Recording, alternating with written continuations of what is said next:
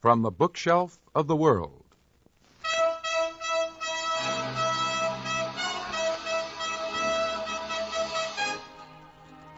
From the bookshelf of the world, for the members of the Army, the Navy, and the Air Force, the Armed Forces Radio Service brings you another radio dramatization of a celebrated stage play, On Borrowed Time by Paul Osborn, starring Boris Karloff, and that distinguished actor-manager Walter Hampton as narrator.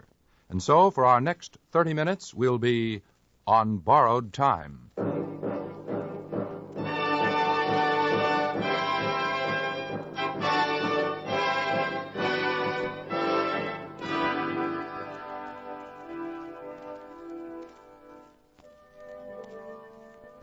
Our first scene is the living room of a comfortable old house in the little town of Gainesville. There's a porch outside with a bountifully laden apple tree just by the railing. Let's see. Oh, yes, there's a hired girl in the kitchen, dog somewhere on the premises, and there's Pud. Pud, a small boy as inquisitive as all small boys, who has come to live here with Gramps. Where do people go when they die, Gramps? Where the woodbine twineth. Is it comfortable in a coffin? As comfortable as my bed? Sure, of course it is. As comfortable as your bed. My Mama and Papa are in coffins. I'm an orphan. Who told you that? Aunt Demetria. Aunt Demetria, eh? That old bird stuffer. Why is Aunt Demetria so mean, Gramps? Oh, born that way. Why she want to take me away from you, Gramps? 'Cause it's about the only way she can get her fingers on the $15,000 that your dad left you, Pud. Some folks are funny that way. Well, you'd best go have your supper now, boy, while I finish this letter I'm trying to write you. Who are you writing to? To Reverend Murdoch. He looked pretty shabby when he was preaching that funeral sermon. I guess preaching don't pay what it used to. What you writing him for? I'm going to send him a check for $50. Now, that's a good deed, ain't it? Oh, Gramps, if you do a good deed, you can make a wish and it'll come true. Yeah, that's so, boy? That's what my book says. Well, it must be so, then. So make a wish, Gramps. Make a wish. All right, boy, as soon as I think of a good one. Gramps! Somebody's stealing the apples again. Oh, darn it. I swear, I wish anybody who climbed that tree would have to stay up there till I let him down.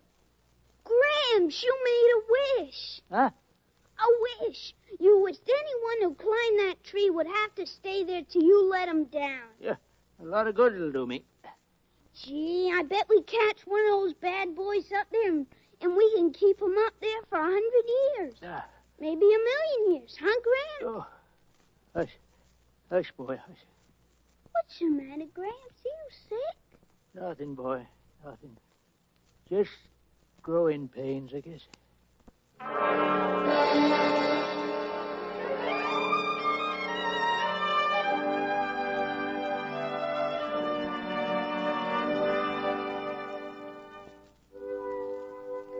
We all know that faith, if it is strong enough, can work a miracle.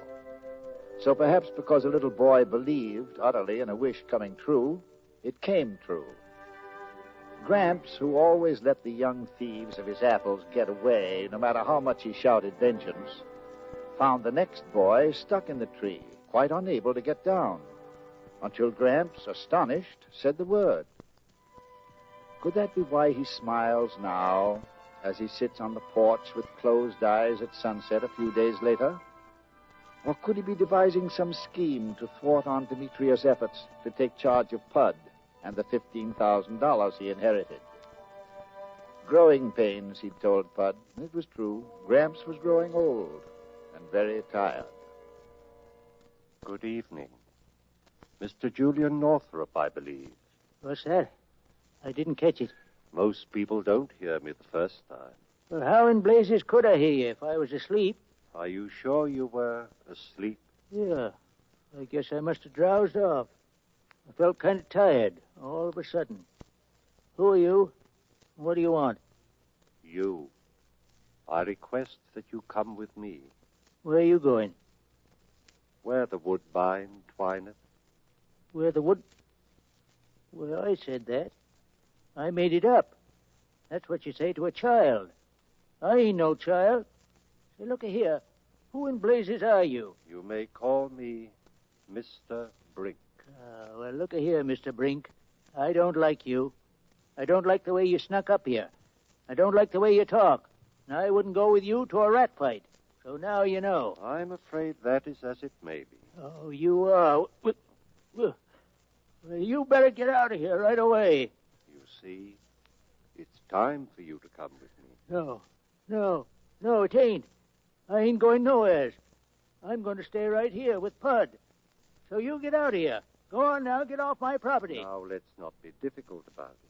Your wife was so charming to me. She didn't fight me away. And this time, you can't.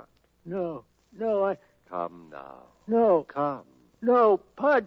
You're being difficult. It's so easy and so pleasant. Now, don't worry. Look at me. Just a minute, please, Mr. Brink. I think I'd like to have one last apple before I go. All right. You wouldn't like to get it for me, would you? It's a curious request. But why not? Now, this one or this one?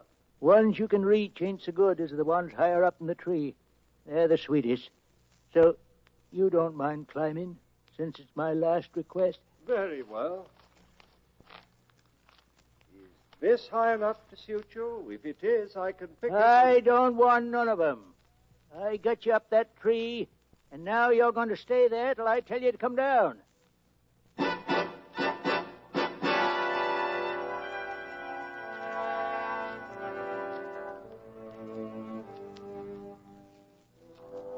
And that's how it happened that Mr. Brink, who was Death, became confined in the apple tree in Gramps' yard in Gainesville.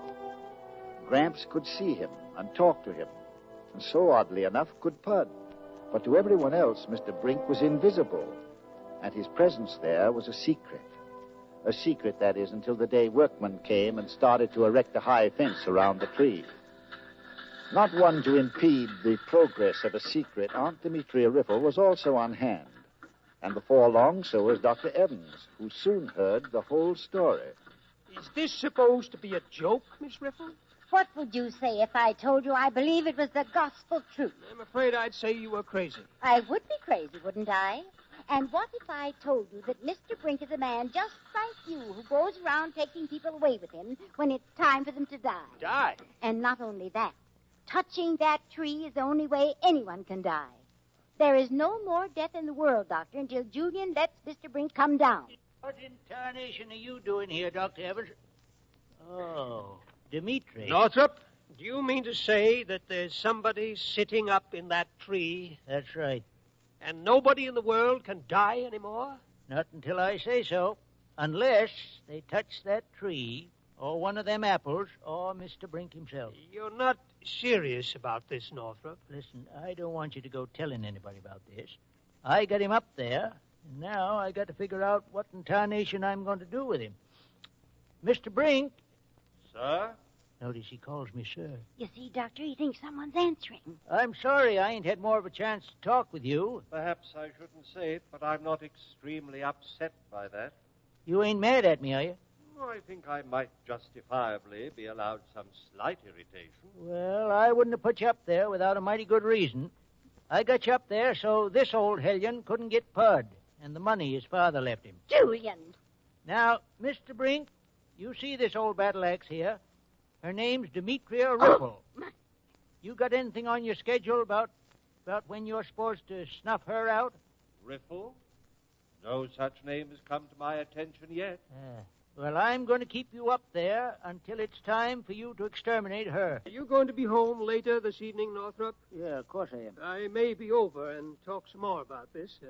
Goodbye, Northrop. I am so, too. Goodbye, Evans. And listen, don't worry none about any of your patients dying for a while yet. Well, boy, back to work now. Why don't they hear Mr. Brink, Gramps? I don't know, boy. I guess they're all too busy.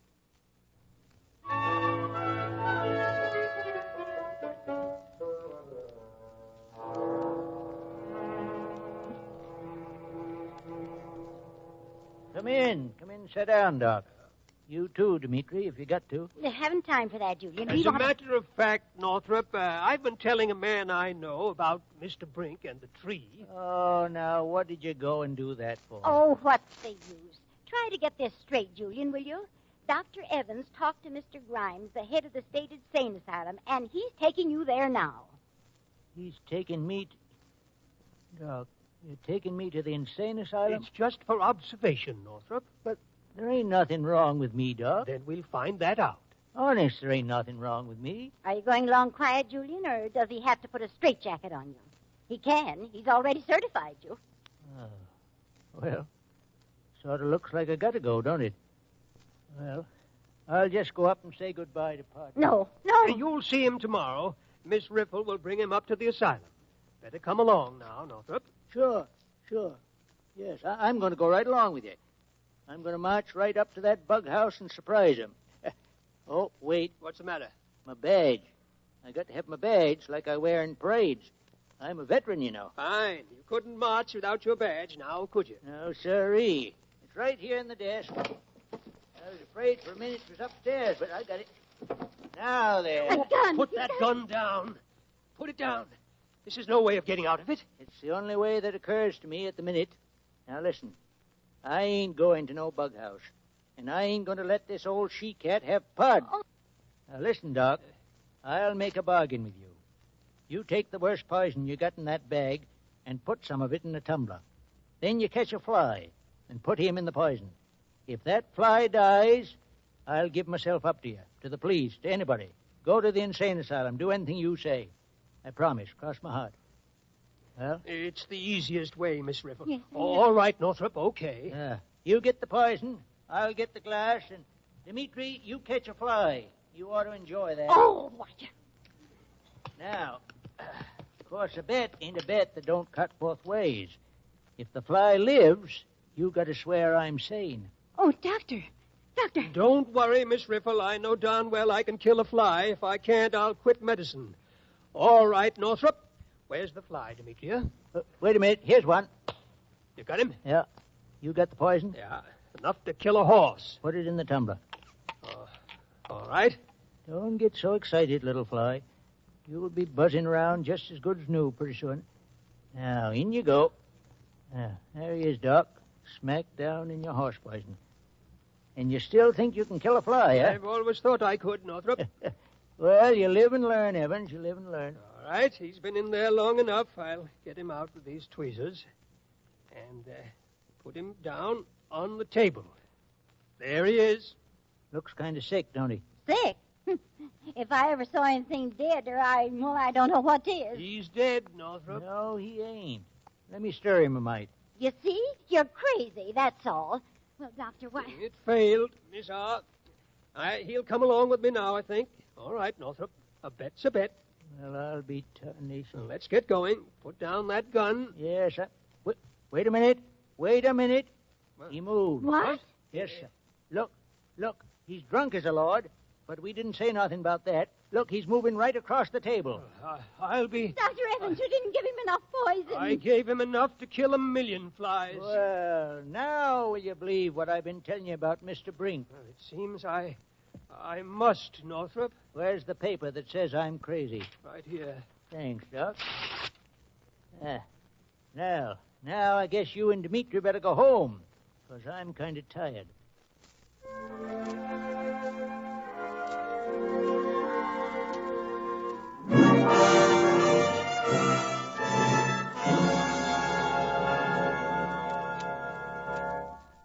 Signed, James Evans, M.D. Just read that last part again, Sheriff, where Dr. Evans signed. All right, Northrop. Dr. James Evans, having testified that the said Julian Northrop is incapable of managing himself and his property, it's the order of this court that he be committed to the Gainesville Institution for the Insane according to the laws of this state. It's further ordered that the custody of the child be awarded to his aunt, Demetria Riffle. And you fixed me up good and proper, ain't you, Evans? I warned you I'd do anything I could, Northrop. I'll be good to the boy while you're in the asylum, Julian. Come, Pud. You're to come home with me now. No, Gramps. Gramps. Come along, Northrop. I want to go with you, Gramps. You can't, boy. You got your whole life ahead of you. whole life ahead of me. I want to go with you. I love you, Gramps. Don't you love me anymore? Oh, sure, boy. I'm just trying to make you understand it. But I'll go with you, Gramps. You can't, boy, you can't. Then I don't love you anymore. I don't love you anymore either. Well, Julian? Demi, you be good to him. You see that he gets some fun out of life. Oh, I will. Will you not be hugging and kissing him all the time like you do? I have wonderful plans for him already. I'll start him in school next year. I'll teach him little poems to recite. You'll do what? Well, I'll teach him how to behave nicely, how to say yes, sir, and no, sir, and curtsy. Oh, curtsy. You're going to make Pud into a sissy. Well, that settles it. I'm staying right here. Northrop, you can't take care of Pud if you're in the asylum? Oh. Well, Mr. Brink, looks kind of like the time has come. Yes, Northrop, the time has come. I hope you ain't going to hold anything against me. Remember, the only reason I got you up there was to keep Demi from getting the boy. I've taken that into consideration. I don't suppose, by any chance, you've had any word about taking her yet. No, there's been no call for Miss Riffle. What's that? You were supposed to take her an hour ago. Well, if you're supposed to take Demi, too, how about slipping the sheriff in for good measure? Hey, what the devil is this? No, it's murder. What's that, Mr. Brink? You'll take the sheriff, too? Well, thank you. Come on, Demi. Sheriff, line up here. Give me your hands. Here we go. Off to glory. Stop him, somebody. Stop him. You can't do this, Northrop. Hold on there, Northrop. We'll do anything you want us to. All right. Mr. Brink, from now on, anybody who tries to make me let you come down, you got to take them, too. I will not. I will not. Thank you very much. Now, get out of here, all of you. I'm going to stay right here and take care of Pud. I don't care if the whole world falls apart. So get out of here. Get off my property and stay off. Don't ever come back. Go on now. Beat it.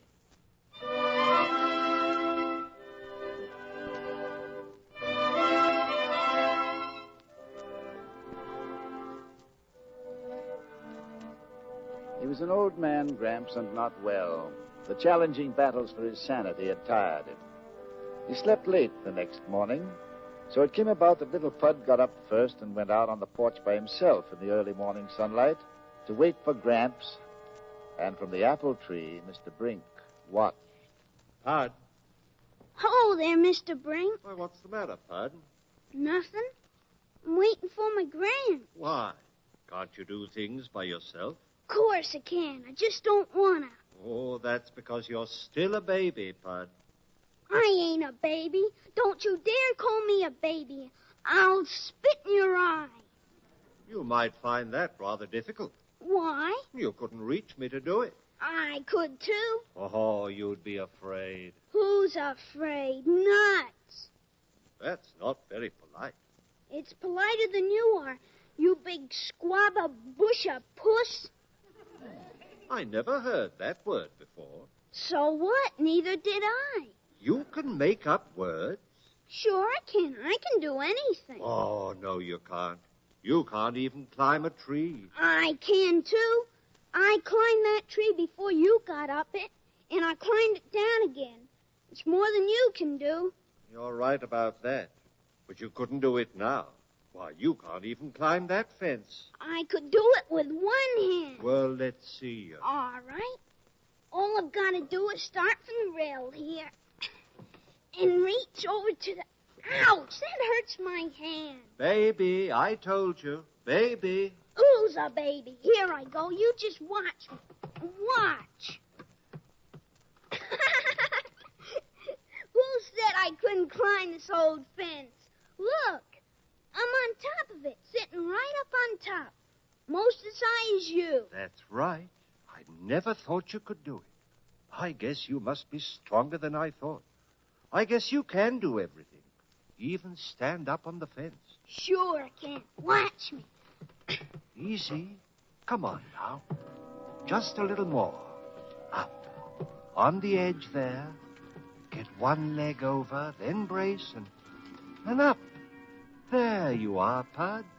Yeah. Golly. I can see far up here. Can you see me now? Yes. Gee, why do you make your voice so whispering, Mr. Brink? Don't you like it? Yes. Good. Can you see my face? Yes, I can see your face. Look at me, Pud. Right at me. Gee, you've got funny eyes, Mr. Brink. And make me dizzy. You've got ghost eyes. You're dizzy because you're high up, but I'll help you, Pud. Look at me again. That's right.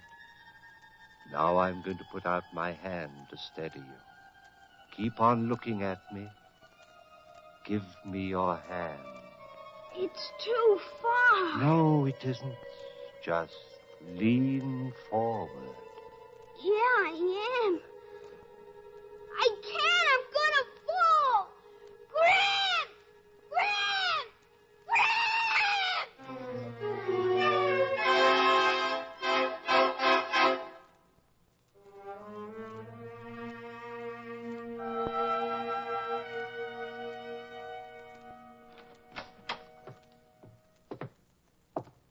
Where are we going, Grant? Just down here, Bud. I'm just carrying you down the steps a little ways. Maybe far as the tree. I don't want to go there. My back hurts. My back. I want tape on my back, Grant. You got tape on it, Bud. Now, hush, boy. Hush just for a minute. Mr. Brink. Yes? Mr. Brink, Pud's in terrible pain. Dr. Evans just left. He says he'll never be able to walk again. Why did you let him do it, Mr. Brink? My dear man, I didn't mean to hurt the boy. I just meant to take him. It was the only way out. I even waited a day to let the others force you. But you were too clever for them. But you could have found some other way than to pick on the boy. It's only through the boy that I have any hope of getting down from here. He's the only reason you won't let me come down. You yourself sentenced me to stay here until it was time for Miss Riffle to die. And already the world is beginning to feel the pain and sorrow and bewilderment in keeping me here. And it's getting worse every hour. I guess I tried to bite off more than I could chew. Much more. Will you come down, please, and take us both? Glad. Well, please come then. Quickly. Grant. Yes, boy. Tape. My back hurts so awful. Yes, boy. Yeah, there, boy. Just a minute. Just a minute. This help now. Mr. Brink's just going to touch you. No, you're first, Mr. Northrop. So. That's better, isn't it? Well. He was quite a lord before. He's light as a feather now. All right. Here he is. It's his turn. Yes, he can stand up now. Put him down. Well, say, look at that. As straight as you please. Hello, Pud. Hello, Mr. Brink. Well, say. Hello, Grant. Are we deaded? Must be. I feel like a 2-year-old. How do you feel? I feel like a 2-year-old, too, Grant. Mr. Brink, why didn't you tell me it was going to be like this? My dear man, I've been trying to tell you how pleasant it is to go with me, but you wouldn't listen. Well, come along now. Come along. Sure. Forward. March, Bud. Sure, but where are we going, Grant? What? Oh, yes, by golly, that is important. Where are we going, Mr. Brink? Don't you remember? Where the woodbine twineth. Oh, sure. How long will we be there? For eternity. How long is eternity, Gramps? Right smart piece of time, boy. Anyway, we'll be there together, won't we, Gramps? You're darn right we will be. Yes, sir, you're darn right.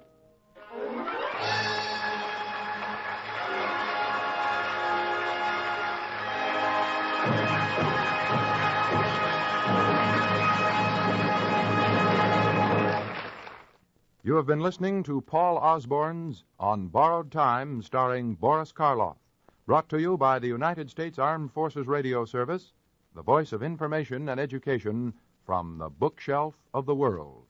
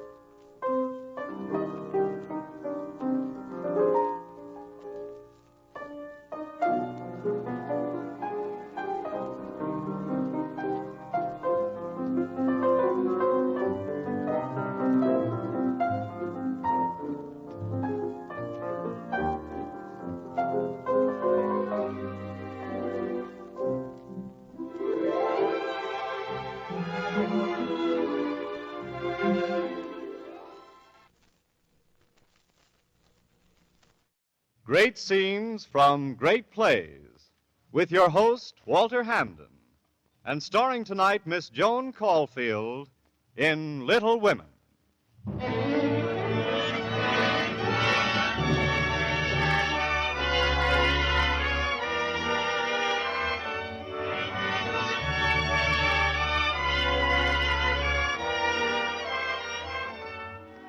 Each week at this time, the Episcopal families of your own community and the Episcopal Actors Guild invite you to share the dramatic inspiration of great scenes from great plays as transcribed by famous artists of stage, screen, and radio. And now, here is your host, the distinguished actor-manager, Mr. Walter Hamden.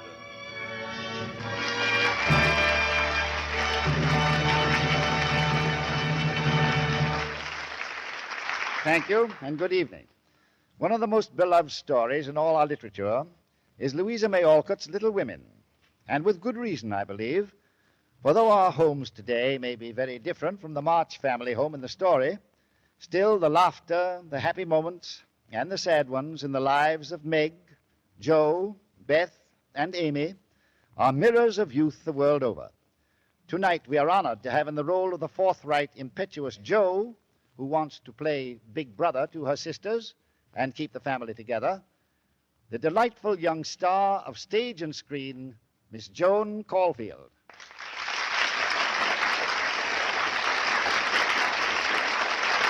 Thank you, Mr. Hamden.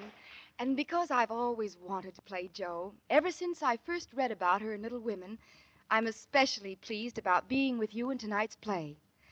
I hope it will bring back for everyone listening the same happy memories Jo brings to me. I'm sure it will, Joan. And we're also happy to have with us tonight Betty Caulfield as Amy and Stefan Schnabel as Professor Bear. So let us raise the curtain now on Little Women.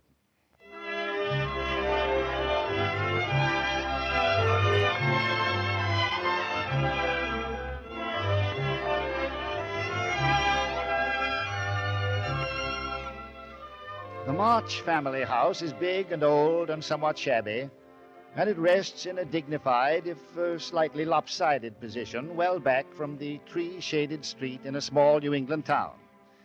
When we first meet the March girls, it's a Christmas Eve in the early 1860s.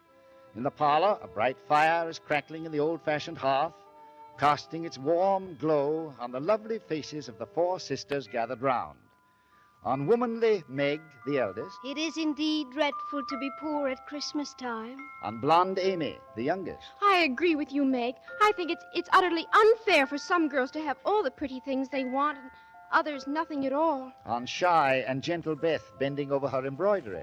Well, at least we have father and mother and each other. And on Jo, harum-scarum Jo with the flashing gray eyes and the beautiful brown hair and the flyaway look to her clothes. Well, Christopher Columbus, we haven't got father. Jo! Well, we haven't, Meg. Not while he's away at the wars, we don't. Father said it was his bounden duty as a chaplain to be with the suffering soldiers. Well, Christopher Columbus, who said it wasn't? All I wish is he could have taken me along with him, that's all. Oh, Jo, you aren't serious. Oh, am I not, though? When Johnny comes marching home again, hooray, hooray. Jo! What's the matter? I wish you wouldn't shout, Jo. It's so dreadfully boyish. Oh, fiddlesticks. It's a perfectly lovely way to express your feelings. Especially when your feelings are all hungry. Oh, Marmee will be home soon, Jo, and then we'll have some nice tea and toast. I know, kitten. I was just mourning the perfectly bully breakfast Marmee gave away this morning. I can still smell those buckwheat cakes. Well, I'm glad Marmee gave away my Christmas breakfast to those poor Hummel people. I wouldn't have enjoyed a bite, knowing all the while that a whole family was starving. Just you wait and see, Meg. Mother won't have to work so hard anymore, and Christopher Columbus. What's the matter? Jo. Well, the play. We've forgotten all about the play. Oh, Jo, not again. Oh, Jo, we've been rehearsing your old play every day for a week. Well, you don't want it to be all bumbly and fumbly again for Marmee, do you? Well, we'll start with the fainting scene. You're stiff as a poker in that, Amy. I can't help it, Jo. I never saw anyone fainting. And besides, I'm all black and blue now from tumbling around. From now on, if I can go down easily, I'll drop. If I can't, I shall fall into a chair and be graceful. Christopher Columbus, you can't faint into a chair, Amy. People don't faint into nice, soft chairs. They faint right down on the floor with a plop, like this. Oh, Joe. Get up, Joe, quick. There are 2 gentlemen at the front door. Well, let them in. How do you do? How do you do? Won't you come in? Thank you. Oh, Joe, do get up. I know you. You're the boy from across the street. I'm Laurie. And you're the one they call Joe. Oh, how bully of you to... Joe. Oh, excuse me. Well, This is my sister, Meg. How do you do, Miss Meg? how do you do? I always watch your games, Miss Joe. Oh, hey, excuse me. This is my tutor, Mr. Brooke. How do you do, Mr. Brooke? How do you do? Master Laurie will explain our presence here, Miss Meg. What? Oh, I am here with the compliments of my grandfather. My grandfather heard about the breakfast you gave away this morning and asks, wouldn't you please, as a favor to a lonely old man on Christmas, accept this dinner? Oh, thank you. If you should ever want to borrow my bicycle, Miss Joe... Master Laurie. Oh, hey, excuse me. And the very best of Christmases to you, one and all, from us. One and all. Merry Christmas. Good day, ladies. Oh, good Merry day. Christmas to you. Merry Christmas. Oh, how nice of Mr. Brooke. Christopher Columbus. A whole plummy Christmas dinner. Look at that. And look here. Oh, I smell plum pudding. And I smell turkey. Oh, wait until Marmee sees this. Oh, Meg, isn't this just... Mr. Brooke. Oh, what's the matter with her? He had such lovely manners. Oh, Christopher Columbus, a whole beautiful Christmas dinner standing here before us, and you start mooning about it. Oh, let's get the food on the table before Marmee gets here.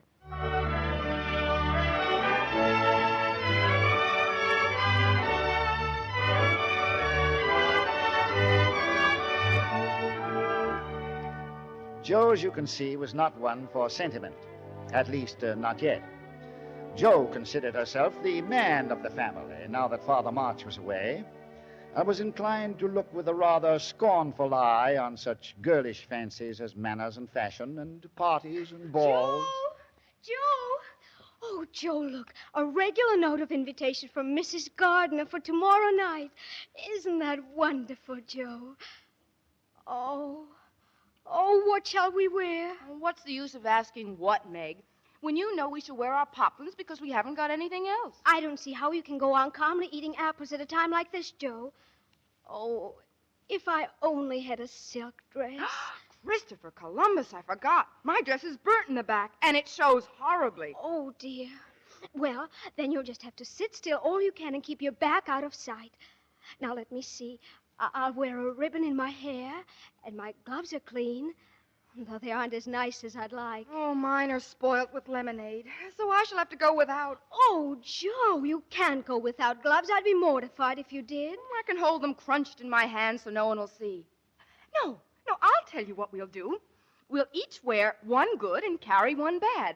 Then no one will know. Isn't that good? Oh, but Joe, your hands are bigger than mine, and you'll stretch my gloves dreadfully. Oh, then I'll go without. Oh, all right. All right.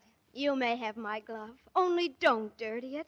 And don't keep saying Christopher Columbus, and do act like a lady, will you? I'll be as prim as a dish of prunes.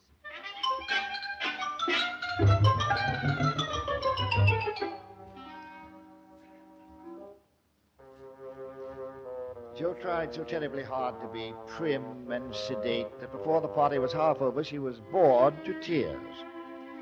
Her only moment of fun came when she stuffed her pockets with cake to take home to Beth and Amy. No one could say that Jo didn't look after her family. In fact, sometime after the party, on a particular April morning, her family was very much on her mind as she hurried out of a strange-looking building downtown. Oh, Laurie, how did you know I was upstairs? I trailed you. You had no right to, Laurie. You had no right to. Well, I just wanted to make sure no harm came to you. Oh, I'm sorry, Laurie, but I wanted it to be a secret. Even from me? Yes. If you tell me, Joe... I can't, Laurie. I'll tell you one. What's it about? Not until you tell yours. Well, but you mustn't tell now. Not a soul. Oh, I won't. Well, I've sold a story, Laurie. What? I have. I've been taking my stories up to this newspaper upstairs, Laurie, and first he said I needed more practice, and after a while he seemed to like them more, and now I've sold one. Oh, think of it, Laurie. I actually sold a story for $1.50. Isn't it magnificent? Oh, I'll say. Oh, when are you going to tell your family? Oh, that's just it, Laurie. I want to surprise them. I'm going to buy something for Marmee with the money. Every time I sell a story, I'll get something for somebody in the family. So it'll make things easier at home, don't you see? Oh, I'm so happy, Laurie. I'm so happy I can do something for them all at last. Now, what's your secret? Well, you'll be surprised when you hear it. Well, what is it? Well, remember the picnic we had last week and we couldn't find Meg's glove? You mean the time your tutor came along with us? Yes. Well, I know where the glove is. You do? Yeah. Where is it? In his pocket. Whose pocket? Brooks. Your tutor's pocket? Yep. All this time? Yep. Isn't it romantic? No. No, it's not. It's not romantic. I think it's horrid. Horrid? Why, Joe. He's trying to spoil everything. That's what he's trying to do. And I won't let him. I won't. Well, Joe. He's trying to break up our family and take Meg from us, but I won't let him. Never, never, never.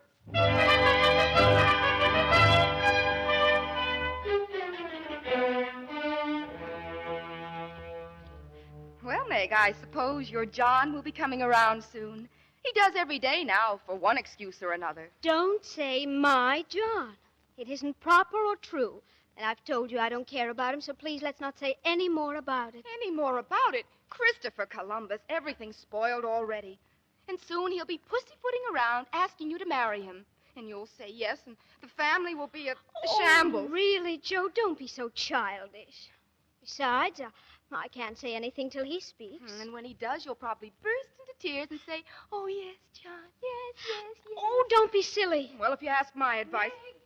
Oh, there's Mommy calling now. And I'll thank you not to discuss Mr. Brooke in such a silly way anymore, Josephine March. All right, but don't you go being silly and dashing off with him.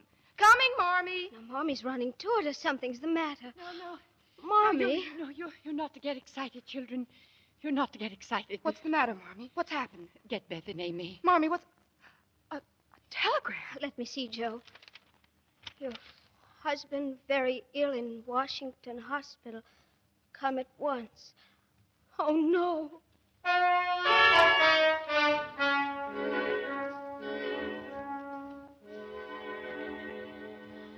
I think everything you'll need is packed now, Mother. Thank you, Meg. I put your shawl in, Marmee. I thought you would want your shawl with you. Yes, Beth, dear, that was very wise. Oh, why doesn't Joe get back? She went to Aunt March's hours ago. Maybe Aunt March won't lend her the money. Now, let's not get nervous, children. Let's not any of us get nervous. With the Lord's help. Oh, there's Joe now. Oh, Joe wouldn't ring the bell. It couldn't be. Oh, Mr. Brooke. Won't you come in? Oh, yes. I'm very sorry to hear of this, Mrs. March. Thank you, Mr. Brooke. You're very kind. I've come to tell you that I'm going along. Going along? To Washington? Why, yes, Mr. Lawrence has a commission for me in Washington, and I've come to offer myself as escort. Oh, you're too kind. Oh, not at all. I merely happen to be going to You're Washington. wonderfully kind. John? Oh, Meg.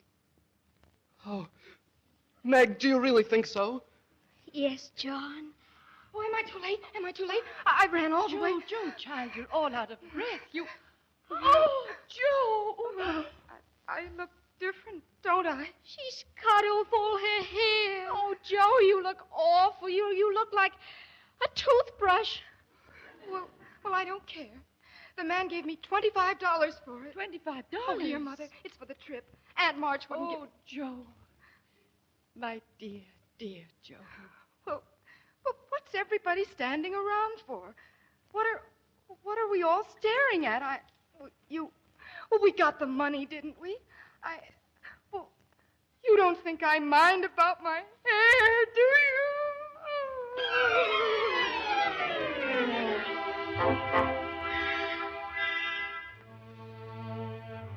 Well, they say that time fixes everything. Joe's beautiful brown hair grew back in time, and Father March got well again. And in time, Meg forgot Joe's warning not to spoil things and said yes to John Brooke. And Joe began to feel a strange restlessness she had never known before. I don't understand, dear. You want to leave us? You want to go away altogether? It's not quite that, Mother. It's... Oh, Mother. Well, try to explain it to me, Joe, and I'll try to understand. Well, Meg's gone now, and Aunt March has asked Amy to go to Europe with her for the summer. But it will be a wonderful opportunity for Amy. I know, Mother. And there really isn't enough for me to do around here, Mother, anymore. And I thought of going to New York. New York? Oh, now, please, don't start shaking your head, Oh, Mother. no. Well, your dear friend, Mrs. Kirk, is in New York, and she's been writing and writing for someone to teach her children. And besides, I'd be doing something to help. And, oh, Mother, I've got to do something for the family, or I shall simply die. All right, dear. All right, Joe. I understand.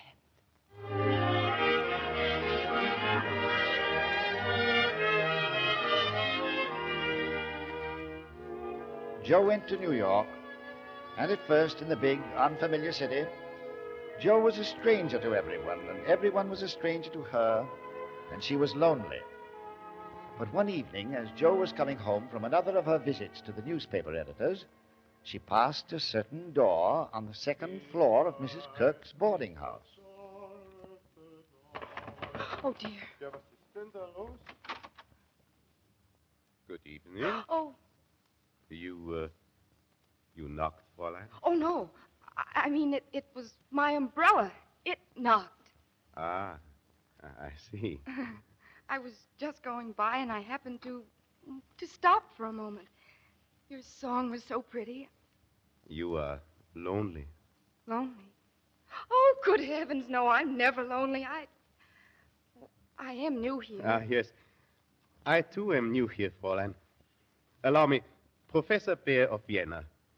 I'm here to teach. And allow me, I am Josephine March. I am here to write. Oh, so.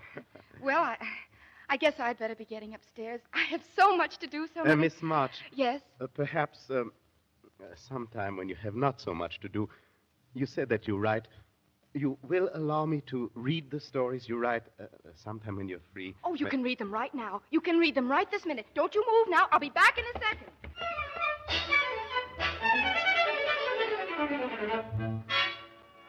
Oh. But Joe, Miss March. Oh. Well, I don't see what is so funny. With those socks. Well, I don't know what is wrong with those socks. I mended them very well, I think. Oh, too well. Look, these black ones mended with white wool, and these blue ones with brown wool, and these brown ones Well, with... I never seem to have the wool and the socks together at the same time. Well, I can see that. Oh, your socks are a disgrace, Professor Bear. I'm sorry. From now on, I will mend them for you. But you do... In return for the German you've been teaching me. Oh, that I like. I warn you, I still know very little German. And I warn you, I have very many socks.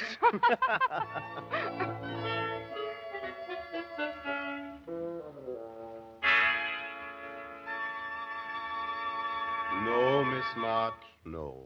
No? No. Well, the editor of the Weekly Volcano seems to think it's pretty good. In fact, he says my stories are going over very well indeed. Then let me congratulate you that they go over. Thank you. Oh, what's wrong with it? Everything. Everything? The editor of the Weekly Volcano says it's... Well, what is wrong with it? Well, the characters are not from life. One. Well, they can do more exciting things that way. That is true. Now, let me see. Yeah, here. The Witch's Curse. The editor of the Weekly Volcano says it's a stunning title. I see here 3 murders, 1 suicide, 2 kidnappings, 1 fire in the house, 1 fire out of the house, and here the other one. The Curse of the Coventrys. Well, the curse of the Coventrys paid the butcher's bill at home. And a phantom hand put down a new carpet. And I expect the witch's curse to send my sister Beth to the seashore for a month. Oh? She isn't well. Oh, forgive me. No, that's quite all right. No, I'm not all right. I'm all wrong, and I'm stupid besides. Well, I don't imagine you will ever want to talk to me again now. I don't see why you should. I wouldn't want to either. There might be somebody in New York more stupid than I, but I don't know who it is. Probably nobody. Oh, all right, all right. Please don't look so mournful. I forgive you. You do. You are very talented, very kind, very good, very... I am very hungry. Oh, honestly? I'll tell you what. Let us celebrate by having a wonderful dinner in a wonderful restaurant. We will have music and wine and... What's the matter? When did this get here? What? This telegram. It's for me. I didn't see it here on the hall table. Oh, no. What is it? What is the matter? It's Beth. Your little sister? It says, come at once.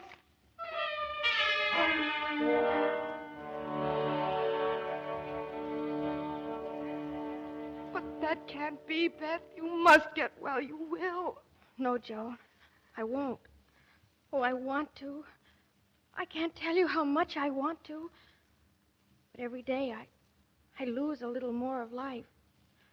It's like the tide, Joe. When it turns, it goes slowly.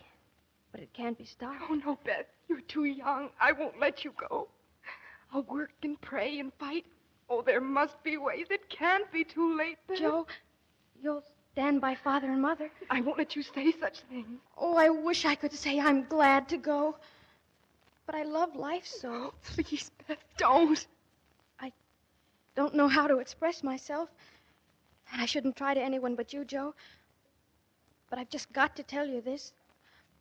That all along, I felt it was not intended I should live long. Oh, don't. No, please don't stop me. Oh, I'm not like the rest of you. I never made any plans about what I'd do when I grew up. I never thought of being married as you all did. I couldn't seem to imagine myself anything but stupid little Beth, trotting about at home of no use anywhere but there. I never wanted to go away. And the hard part now is leaving you all. I'm not afraid, but it seems as if I should be homesick for you, even in heaven. Oh, Beth, Beth, darling.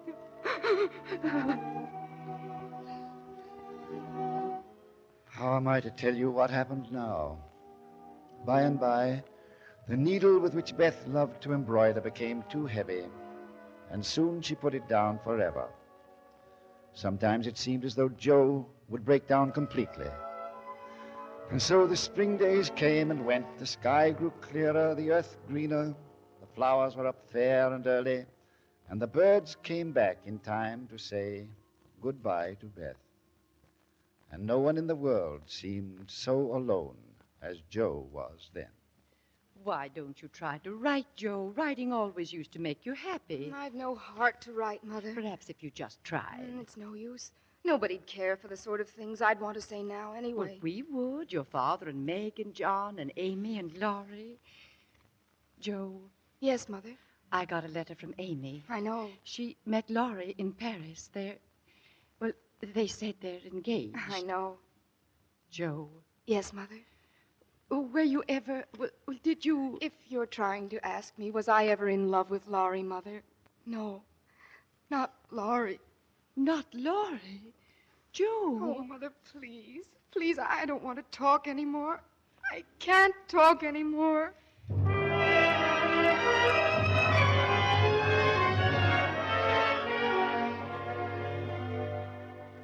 The weeks went by, spring turned to summer, and summer to fall, and winter came, but nothing seemed to change with Jo. Despair seemed to have settled upon her, and a loneliness that nothing seemed to shake. And then it was Christmas again. The whole family, Amy and Laurie, Meg and John, father and mother, were gathered in the parlor around the old-fashioned piano when there was a knock on the door. Jo went to open it. Good evening, Miss March. Frederick, I mean Professor Bear. Am I intruding? Intruding? Oh, you don't know how... Oh, do come in, come in. But you seem to have a party. Maybe I'd better come back some other time. Oh, no, don't go. I mean, it's no party. It's just the family. Do come in and meet them, please. You have been ill, my friend. Ill? You're so pale. Oh, I'm afraid I've been sad. But everything's going to be all right now. And we have a new bride in the family. A new bride? Miss March, you are not... not... Oh, no, not me. My sister Amy. She got married in Paris to our dear friend Laurie. Then you are... Yes, Frederick. Jo, I never dared to hope. I tried to stay away. Jo, my dearest, you are crying. No, I'm not, Frederick. I'm not crying at all. I'm just... Oh, welcome home, darling. Welcome home. This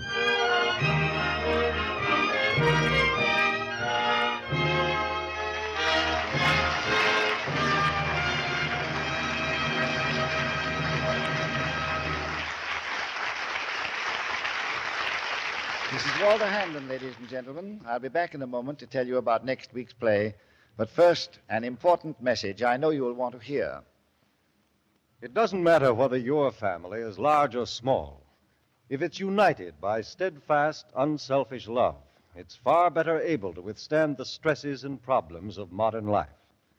And this is especially true when your family also shares a sincere love of God and lives as nearly as possible according to the teachings of our Lord Jesus Christ. Tonight's tender and dramatic scenes from Little Women were chosen to show how one family found happiness and security through such a combined love, in spite of being very poor, in spite of a steady succession of illnesses, accidents, and other typical family tribulations.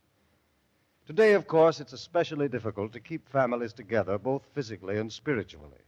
There are so many other things outside the family that are intriguing, that tend to develop ever wider family separations.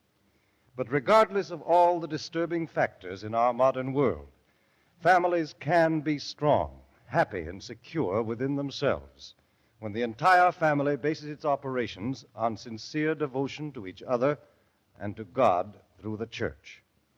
If you and your family are members of some church, you already know from your own experience that this is true. If you're not church members, may we urge you to find out for yourselves just how much strength and security you can get as a family and individually when you receive the kind of education and guidance that only the church and an experienced clergyman can give. Perhaps you'll be able to find the help you need in the Episcopal Church. You are always welcome at your nearest Episcopal church, and its clergyman is always ready and eager to give you whatever help you may require. To help you know something about the Episcopal Church and how it offers you a faith with which to find security and happiness in these difficult times, we have prepared an informative booklet called Finding Your Way. It'll be sent to you promptly if you'll simply write your name and address on a postcard and mail it to the station to which you are listening.